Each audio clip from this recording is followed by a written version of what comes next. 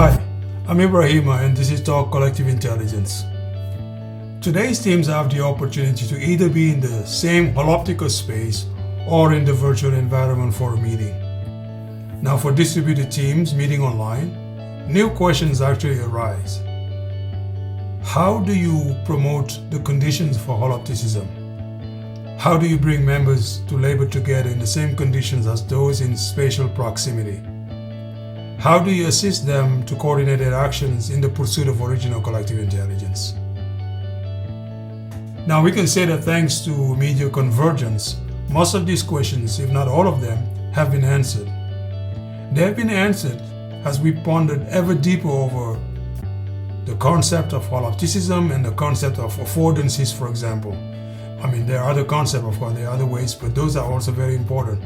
Now, Nobel, as you know, defines holopticism as, I quote, a set of properties that is the horizontal transparency and the vertical communication with the emerging whole, of quote.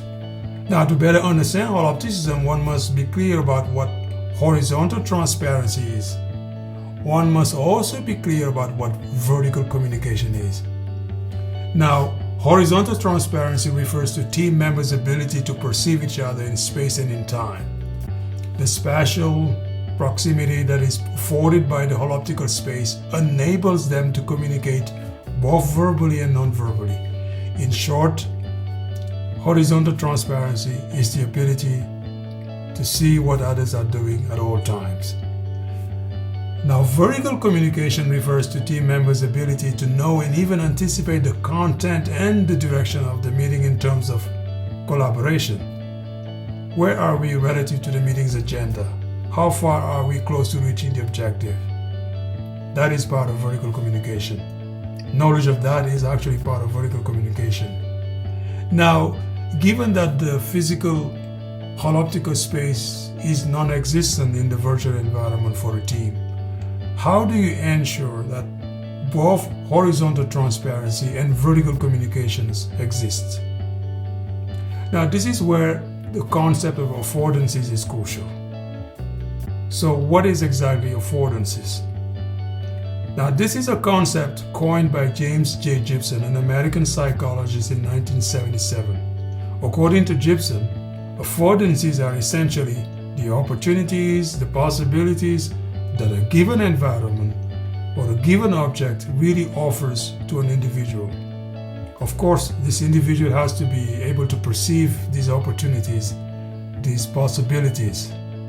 Now, according to him, to fully grasp what he means by the concept, one can think about what water as a liquid can afford and can't afford. Water can afford drinking, water can afford pouring into a container, and water can afford washing and bathing, but water can't afford respiration. So another famous example is that of a door. A door with a handle really affords opening and closing. So now, to bring the concept of affordancy within the relevance of our conversation today about digital technologies, I would say that a device with a screen and a camera and a keyboard and a microphone really affords not only filming but also typing and speaking.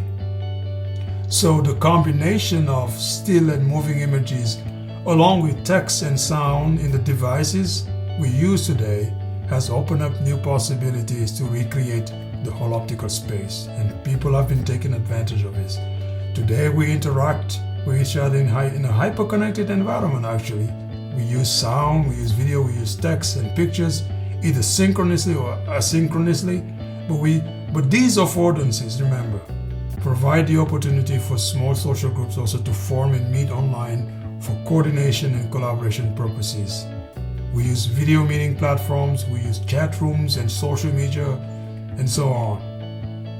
But to best take advantage of these new opportunities, teams must always keep in mind the conditions of holopticism. How do you promote the condition for holopticism continuously, using both technology and humanity?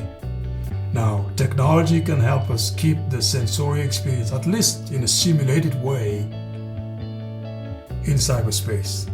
And humanity is about keeping team members motivated, accountable, responsible, and ethical when involved in activities designed to produce original collective intelligence. So now what can we really retain from today's talk? We can say that the virtual environment is a new frontier for teams wishing to display original collective intelligence. Holopticism can be simulated in the online environment today after decades of inventing, innovating, and bringing new stuff. Especially with the idea of affordances. Affordances is about what the environment or what an object can afford to an individual in terms of use.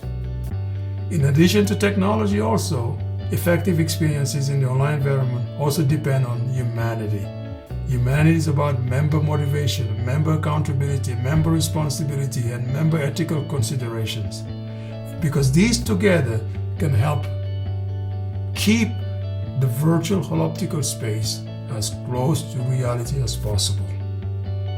So what other ways of simulating the physical holoptical space do you know of? But for now, I would like to thank you for your time and your attention today.